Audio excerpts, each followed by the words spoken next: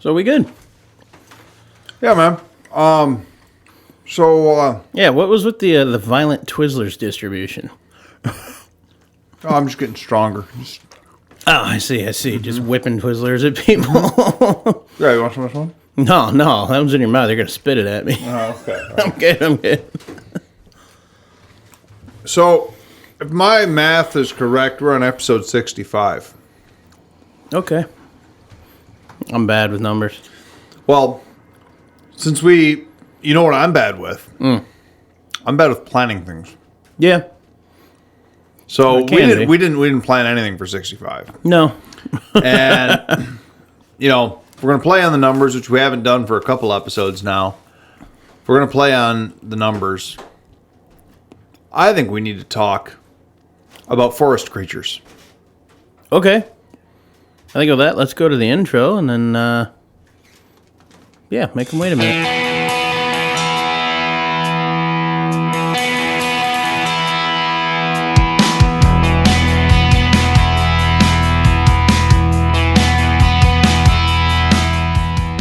It's time to hit the trail, lock in those hubs, and throw it into low range.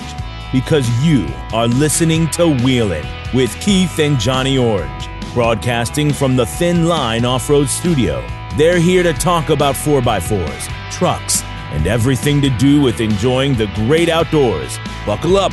Here's your hosts, Keith and Johnny Orange. So forest creatures? Talking like fern gully stuff? So 65 Okay.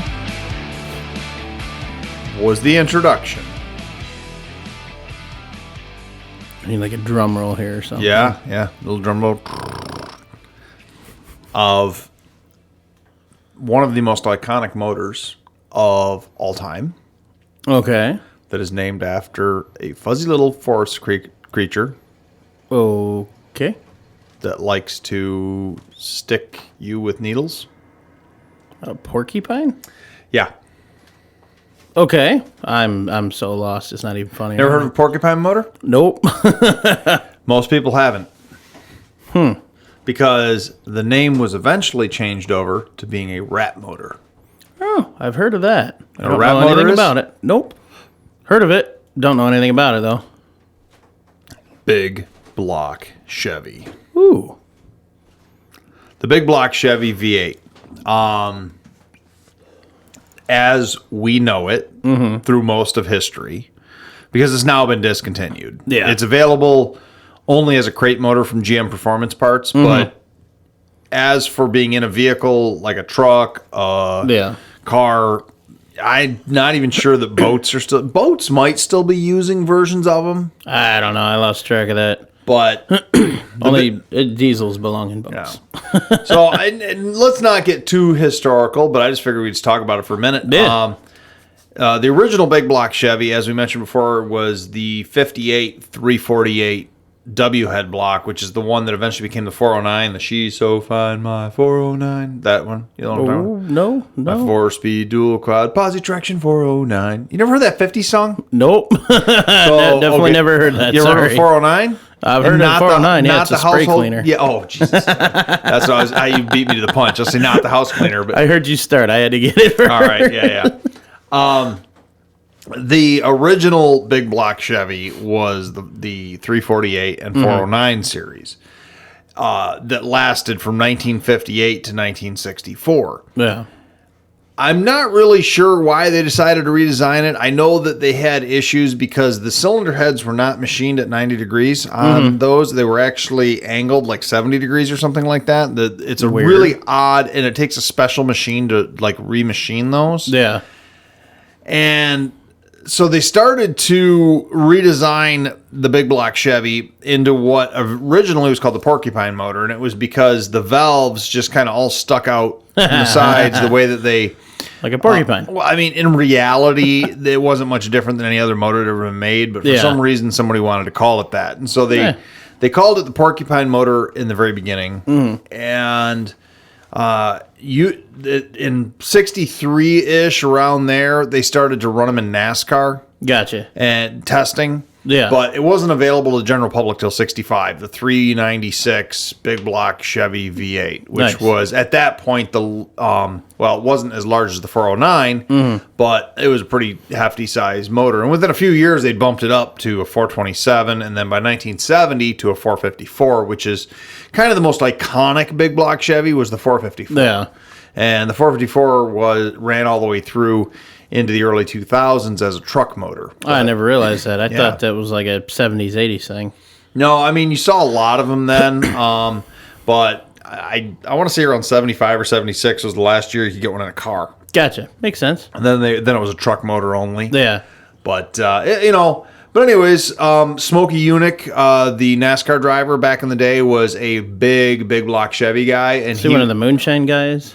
I'm not sure. Is that why that name sounds familiar? I'm not sure if he originally started out in that. I wouldn't be surprised. He was a NASCAR racer in the 60s. He did a lot of testing for GM of the Porcupine motors. Yeah, very nice. So a couple things with the big block Chevys. They are, there's positives and drawbacks. There's a lot of torque out of them, but they're a very heavy engine. They weigh almost the same as a Cummins 12 valve. Whoa. Very heavy engines. Very heavy engine. Yeah, and they so if you go, the beauty of a big block Chevy is it is a direct swap for the most part from a small block Chevy. The 350, 327. Yeah, uses the same motor mounts, uses the same bell housing. Nice bolt pattern, but.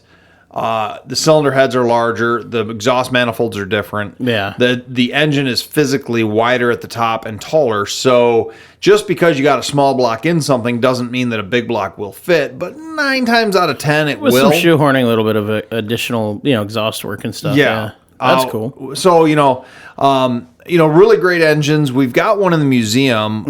The very last, the 496 big block, which was not really called that. It was the.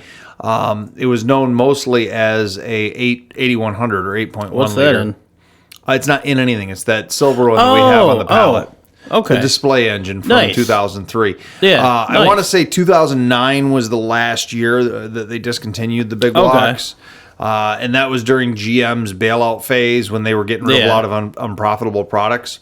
And so that was that was a multi-port fuel injected engine that was the same big block architecture that went back to 1965, 63 in the race series. Yeah. But, you guys never had a big block around? Not that I know of, no.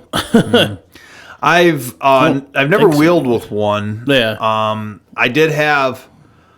was offered one once by you. What, really? A 454. It was at the old Mill Street house. Oh yeah, so that would have been. Yeah. Maybe offered to sell you one. I don't think I would have given it to you. I don't know. Maybe at the time it was you want it, come and get it kind of thing. I think you just wanted it out of the way that day or something. I don't know. I've had a few of them, but I couldn't do anything. I had an 80. The first one I ever had was an 87 Suburban with one. No, I take that back. No, the first one I had was a 98 Silverado with a 454. Nice. And that was a gas guzzler, man. I got about 5.8 miles a gallon. Good Lord. Yeah. I didn't think they were that bad. That was terrible. I mean, big engines, it makes sense. When I was towing. Around town, I could get 9 or 10. But once I hooked up a trailer to it and I put my camper in the back, it just... Yeah, it makes it hard for traveling. I could actually make the tachometer and gas gauge race each other. That is awesome. So it was pretty bad, but nice. And then I had an 87 Suburban with a TBI 454 that actually got a little better mileage than the and that didn't even have overdrive. That had a TH400 3-speed, no overdrive trans. Interesting. And it got decent mileage, I would say in the 12 range. It was a 2-wheel drive. Oh, okay. There's your... And I'm pretty sure it had like 320 gears in the rear. Didn't have like real deep gears. Yeah. So it was a cruising run. But yeah. But yeah, I mean, I've always liked them. I'd love to... I think someday I would like to build a big block, like a 454 or a 502, which was a marine/industrial engine only. Yeah. I would like to build one of those with a root style 671 or 871 blower. That would be sweet. Just do the old blown big block Chevy thing. Yeah. I've always could have got that 671 turbo or super for you. Yeah, no, I know. I mean, I wonder if he still got it. well, if it's not at a one that was actually used as a supercharger, though, and it was off a diesel engine, money doesn't make sense on it. Yeah, true. But no, I mean they're just, and I think partially what made me quote unquote fall in love with the big blocks, or the idea of the big blocks, was not only in the 90s growing up, they were kind of this mythical thing to car guys, but the movie Two-Lane Blacktop, you ever seen that one? No. I haven't seen a lot of good movies, so it was 70 or 71 that it came out, and it was the same director of American Graffiti, if you've ever seen American Graffiti. I don't think I have, no. Oh, man, what a sin. You need to see that. I told you, I haven't seen a lot of good movies. Well, and it's the Never same been to car. a strip club either. Oh, well, there you go. It's the same car. Mm-hmm. It's a 55 Chevy two-door post car. And in Two-Lane Blacktop, it's a fairly low-budget movie, but the premise of the movie is they make a bet with this other guy that has a brand-new GTO to race across the country. Okay. And part of it is they can't use the interstates, so they're only racing on highways. Oh, nice. And it's kind of like a Cannonball Run of sorts. Yeah. But no, I haven't seen that one either. The movie is about, basically, it's a car movie. It's a straight-up car movie. And these guys had a 454. They had a fiberglass front end, tilt front end on the car. 454 with a tunnel ram and dual 4-barrel carbs. And, nice. It's just it's a fun movie. That was kind of what got me into because I saw that movie 20 something years ago for the first time. And then, that same car, they actually took the tunnel ram off of it, or maybe they left it on. I don't remember for sure, but they painted the car, because in Two-Lane Blacktop, it's a primer black. So they paint the car black, and then they get it all set up. And what was interesting is this was a genuine race car. This car was not just a movie prop. It was a genuine, drag car. So they take the thing and they use it for American Graffiti as the villain car, essentially. And the original person that was supposed to drive it, I think he broke his leg or something, if I remember right. And he couldn't operate the real heavy race clutch that they had. Yeah. So they end up looking for somebody, and so one of the guys that was working on the set, Harrison Ford, he was working as a carpenter on the set. Ended up getting the part. And nice. He plays the villain in American Graffiti. All right, I'm gonna definitely have to watch that movie then. That is awesome. Yeah, it's not Harrison Ford's first movie. He was in a drama or something before that, but that was like his first big breakout role. Yeah, breakout role. Nice. That's awesome. But to me, the sound of a big block Chevy, it's just got that rumble. It's got that mean sound to it. They sound throaty. They just got that. I love that. They I never liked the cam lobing though that some of those guys do with those cars. If they get too crazy, I hate that. Where it sounds like it's about to stall and then it keeps going. I hate that so much. That's kind of how the 55 sounds right now, but that's only because I think I need to jet down the carburetor a little bit. I think I'm I've been tinkering with it and tweaking it, and it's getting better, but. I get you there. I get you there on that. Yeah. But, I've never, all the years I've owned a couple of 454s, I have had vehicles, with them. I've flipped them through the business, but I have never swapped. I've taken a 454 out and swapped a Cummins in. I have never put a big block into anything. I've never done a big block swap. Yet. And I always wanted to. That would be sweet. I always wanted, one of the things I always wanted to do, and it's been done, I don't know, a dozen or so times. I mean, not a lot of people have done it, but a lot of people say you can't do it, but it will fit. It's just tight. I want to put one in an S10. Ooh. Yeah. That would be sweet. Oh, yeah. They fit. I've seen a couple. They are, you got to run the stock low valve covers to fit in there, because the aftermarket taller valve covers and stuff, they don't fit in there. Yeah. But you can get them in there, and then you got to do custom headers, very, very tight on the exhaust side of things. I think you may have to move the steering shaft a little bit, but they will fit. It's just extremely tight. Sounds like it, but that would be so cool to see that. Yeah, that thing's got a rip. I had a S10 with a 350 in it years ago, and that thing was stupid fast. That would be cool to take one of those little cars. And again, I love the whole sleeper concept. Just do something stupid, crazy, awesome like that in one of those little trucks. Oh, yeah. That would be sweet. Oh, yeah. Biggest motor I've ever put into a little truck, I took an 84 S10 Blazer and put a 455 Buick in it once. So, unfortunately, I did have it running in the chassis. I had it in there, and it was a decent fit. I actually got it in there pretty well. I was surprised at how it was tight, but it fit. Yeah. The 455 Buick is physically smaller on the outside than a big block Chevy. So, it made a nice swap to go in there. Yeah. I had to notch the frame rail, I think, on the one side for one of the exhaust manifolds. I could have had headers made, but I actually used stock manifolds. Hey. But as I was like in the last like 20% of that build, I got a smoking deal on a 93 4-door Jimmy, and I ended up building that instead. But it had a fuel injected 4.3 in it, and I ended up just running, and I took everything apart in the 84, and I was like, I'll put this in when I need it, and I never happened. Yeah. So, was that one that the black one that was at the old house too? yeah.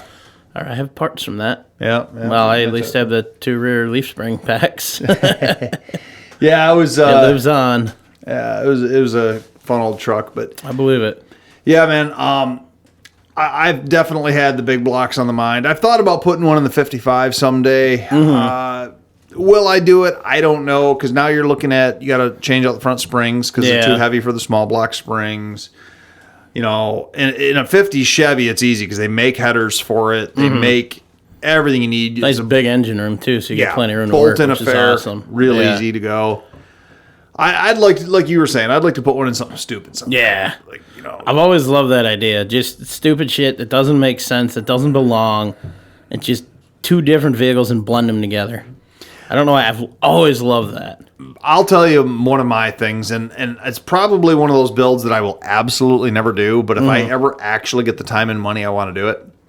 So, speaking of the big blocks, and this is part of the same story here, the pinnacle of performance for the big block Chevy V8 was in 1969. Okay. 1969, they came out with the ZL1 engine program. Okay. The ZL1, they took their 427 that they already had, and they cast the blocks and heads out of aluminum and made an all-aluminum big block for the first time. Okay. That's race stuff. They never went back to an all-aluminum big block, you know, except for, this is the only factory application all-aluminum big block. Yeah. At Chevy, at least, you know. Actually, I think of any of them. I don't think any of the other ones had an all-aluminum big block from the factory. But so Chevy took and they did the ZL1 program. And you could order in 1969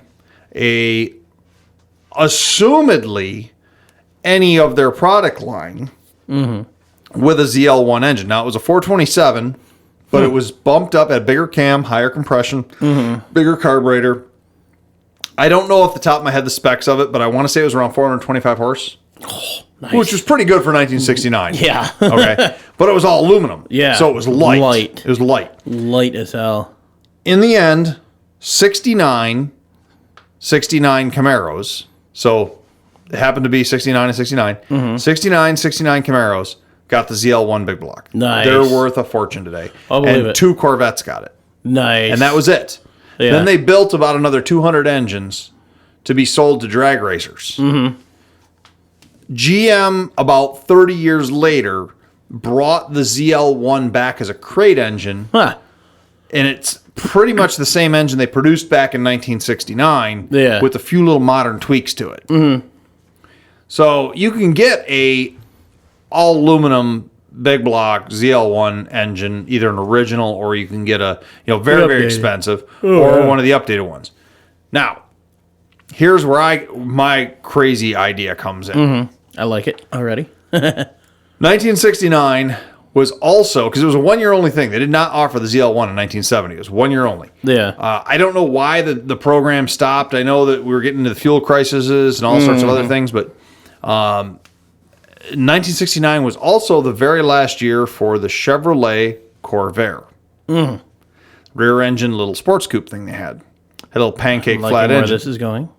So they only made like 3,500 Corvairs in 69, but they were a swoopy little body, awesome little car.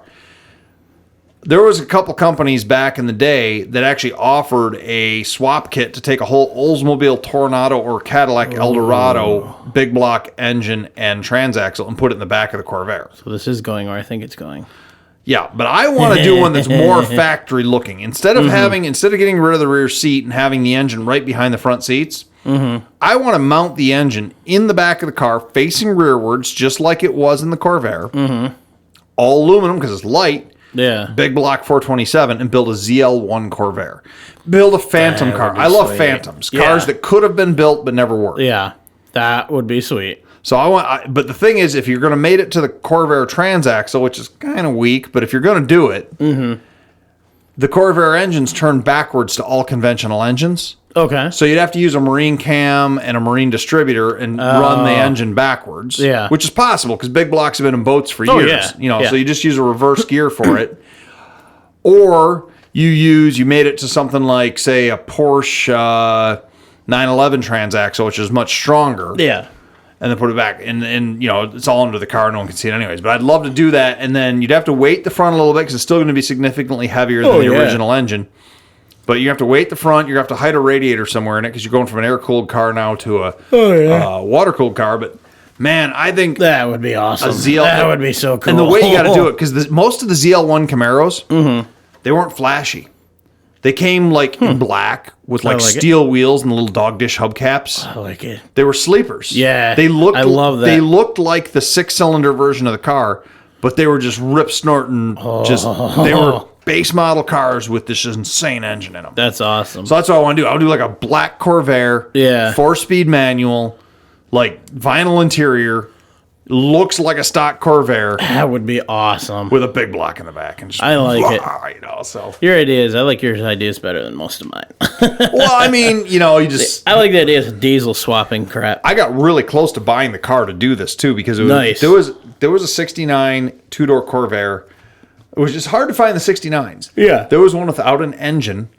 Darn. For sale on Marketplace for $400 for 2 weeks. And it was fairly solid. And I was just like, man, how long do I want to store this thing? Then I got to go find a $20,000 427 ZL1 engine. And knowing your context and the luck that you have, though, you'd find that from a wrecked vehicle of some sort ready to go. Yeah, well, for $100, $500. I'd want to do it all up, so all in 60s GM stuff. So when you pop the trunk lid on it or the rear, it'd be the engine compartment with the deck lid on it. Yeah, so you got the original chrome steel valve covers. That would be cool. Just everything to look like it was meant to be in 1969. That would be awesome. Do a tar top Delco battery and. Yeah, just total Phantom. How much should that mess with people if they just I'm sure it would. Yeah, rolling. Nice. So, but I still, like I said, I will do my bastard 4-door TJ one day. Sure, why not? I don't know if it'll be on mine. I mean, maybe we'll see how that goes. Well, but I'm hoping that would be cool. I'm hoping that once we got the new shop out here, that we can get into more of our crazier projects. Oh yeah. That's kind of the plan. Well, and maybe when I get the Cherokee done, I'll look into it. Well, no, I need to find an LJ first. Yep. I need a front end wrecked Cherokee LJ. already is a 4-door.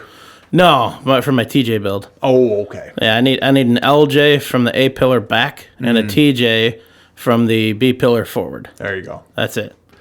I'll do it. I'll do it. I will do it one day. Yeah.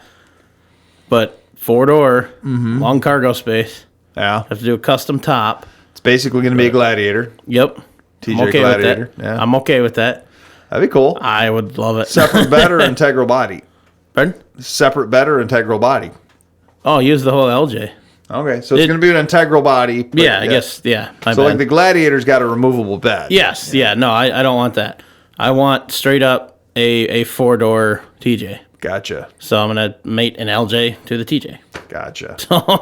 Speaking of the Gladiators, I saw one yesterday in a parking lot, and it was the General Lee Orange. Ooh. That was a sharp-looking Jeep. Yeah. I hadn't seen one that color yet, and, man, it just popped. I like them. I don't care to anyone. I know a lot of people don't like them still, but I love them. I've answered the question. We do Jeep Wave to them. We, the Jeepers. They do get the Jeep Wave, the Gladiators. Yeah, obviously, don't they? Yeah, we discussed that many episodes ago. No, I thought it was whether the XJs do. We know the ZJs don't. The XJs do, The ZJs you whip your Busch Light can at. But, Wheelin' Radio does not advocate drinking and driving. just an empty can that's rolling around. Right. From the party you went there at the night before. Yeah. Of course. But Wheelin' Radio does not advocate littering either. Please pick up and properly dispose of all your trash. yeah. Well, I mean, XJs... Always drink responsibly. XJs get the Jeep Wave if they're built. Yes. Stock XJs don't. I've gotten the Jeep Wave from built XJs. Of course, I return it. I know as an XJ driver, I mean, XJ to XJ, it's like the Wrangler thing. But, Do flat fender Jeeps get the Jeep Wave? They're the ones who started it, so yeah. Does the Mahindra Roxor get the Jeep Wave? What? No. They're basically a Jeep. It's an off-road vehicle only. The utility vehicle, remember? Keep you from driving on the street. True. I just saw... I probably would just because you don't recognize it as not a Jeep till you get up close because it's a Jeep. I just saw this dude, man, the other day online, and he was really pissed that he couldn't street legal his... I don't know the side-by-sides very well. I think this was like a Yamaha RXR something. It's a Roxor. Roxor, yeah. It was like some super high-performance version. Mm-hmm. So I said, screw it, and he mounted a Suzuki Samurai body to the top of it. Awesome. It's got all the drivetrain component, everything underneath it is the Yamaha, but that's awesome. It's titled as a Suzuki Samurai. He can drive it awesome. on the street. Nice. I was like, that's a way to get around it. Heck yeah. Nice. But all right, man. I know you're tired. I know you're hungry. I think dinner has come in. Do you want to get into an after show right yet here? We can take a break and hit that and come back. All right, sounds good. What do you got to tell our listeners tonight? Well, if you guys want any more information about wheeling or any of the stuff that we discuss, follow along, post some pictures when we're asking for pictures. Check us out on Facebook at facebook.com/groups/4x4talk, or just type in 4x4talk in your search bar and you'll find us that way. We have the after shows we just discussed, the end of the trail. For as low as $2 a month, you get access to a lot more content, stuff we forget about during the show we bring up in the after show. It's a little less PG-13 rated, a little closer to R or worse. So, laugh. You know it's true. Okay, yeah. Fun. It's a lot of extra content, a lot more fun.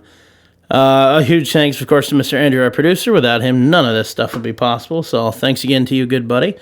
And I guess with that, thanks for listening, and have a good one, everybody.